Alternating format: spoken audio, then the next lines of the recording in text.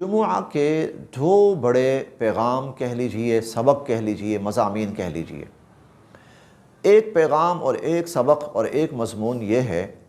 کہ جمعے والے دن جب جمعے کا وقت ہو جائے اور جمعے کے لیے ایمان والوں کو بلایا جائے، یا ایھا الذین آمنوا اذا نودی للصلاۃ من یوم الجمعہ، کہ جمعے کا وقت ہو چکا ہے، جمعے کی نماز کا وقت، تو اب چلو جمعے کی طرف، تو فاسعوا الی ذکر اللہ، تو اللہ کے ذکر، اللہ کی یاد کی طرف اب دوڑو، وذروا البیع، اور اس کے علاوہ ہر کام، ہر مصروفیت، ہر مشغولیت چھوڑ دو، ختم کر دو اور دوڑو فوراً۔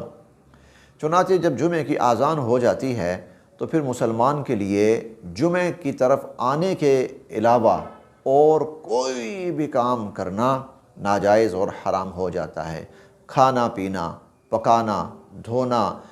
اور خرید و فروخت، ملنا جلنا، کھیل کود،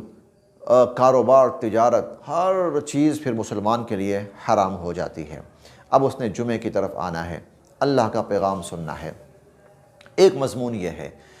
اور دوسرا مضمون اس سورہ الجمعہ میں اللہ رب العزت نے یہ بیان فرمایا کہ وہ جو جمعہ ہے اور جمعے کی مجلس ہے اور جمعے کی محفل ہے اور جس میں لوگ جمع ہوں، تو ان کو اللہ کا قرآن سنایا جائے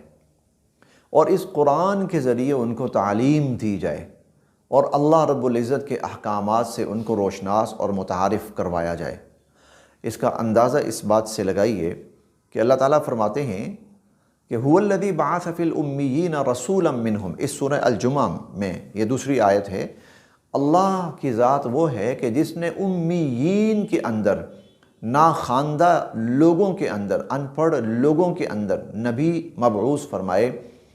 یتلو علیہم آیاتہ، اور وہ نبی کیا کرتے ہیں؟ ان پر اللہ کی آیات تلاوت کرتے ہیں، ویزکیہم، اور ان کا تزکیہ کرتے ہیں، ویعلمہم الکتاب، اور اللہ کی کتاب کی تعلیم دیتے ہیں ان کو، والحکمت، اور اللہ کی کتاب کی جو حکمت ہے اس کی تعلیم دیتے ہیں ان کو۔ تو سورہ جمعہ کے اندر یہ مضمون لائے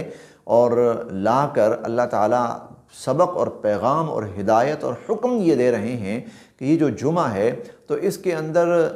لوگوں کے نعرے نہیں ہونے چاہیے اور لوگوں کی تعریفیں نہیں ہونی چاہیے، بلکہ اس کے اندر اللہ رب العزت کا کلام، اللہ کا قرآن لوگوں کو سنایا جائے، اللہ کا پیغام انسانوں تک پہنچایا جائے اور اللہ کی کتاب کی تعلیم انسانوں کو دی جائے۔ سورہ الجمعہ کے یہ دو بڑے مضامین ہیں۔